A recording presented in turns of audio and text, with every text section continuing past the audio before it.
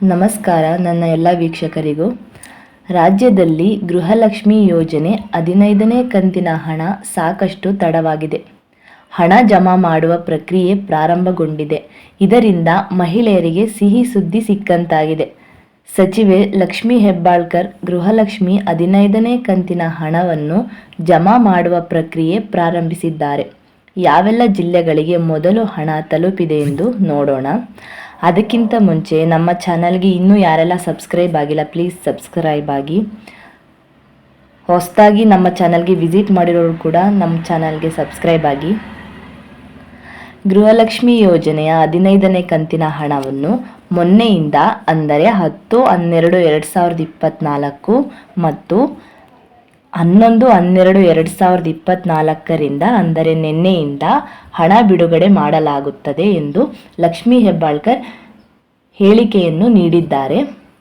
ಜಮಾ ಆಗಿರುವ 14 ಜಿಲ್ಲೆಗಳು ಹೀಗಿವೆ: ಉಡುಪಿ, ಉತ್ತರ ಕನ್ನಡ, ಕಲಬುರಗಿ, ಕೊಪ್ಪಳ, ಗದಗ, ಚಿಕ್ಕಬಳ್ಳಾಪುರ, ಬಾಗಲಕೋಟೆ, ಬೀದರ್, ಬೆಂಗಳೂರು ನಗರ, ಬೆಂಗಳೂರು ಗ್ರಾಮಾಂತರ, ಯಾದಗಿರಿ, ಮಂಡ್ಯ, ರಾಯಚೂರು ಮತ್ತು ಕೊಡಗು. ಇಷ್ಟು ಜಿಲ್ಲೆಗಳಿಗೆ ಗೃಹಲಕ್ಷ್ಮಿ 15ನೇ ಕಂತಿನ ಹಣ ಬಿಡುಗಡೆ ಮಾಡುವ ಪ್ರಕ್ರಿಯೆ ಪ್ರಾರಂಭವಾಗಿದೆ ಎಂದು ಸಚಿವೆ ಲಕ್ಷ್ಮಿ ಹೆಬ್ಬಾಳ್ಕರ್ ತಿಳಿಸಿದ್ದಾರೆ.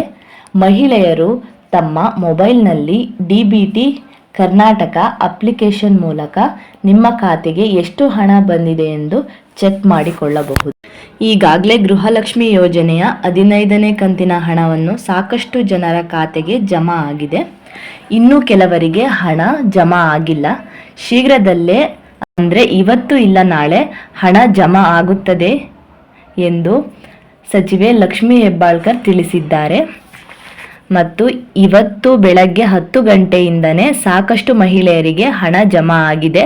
ಇನ್ನು ಕೆಲವರಿಗೆ ಆಗಿಲ್ಲ.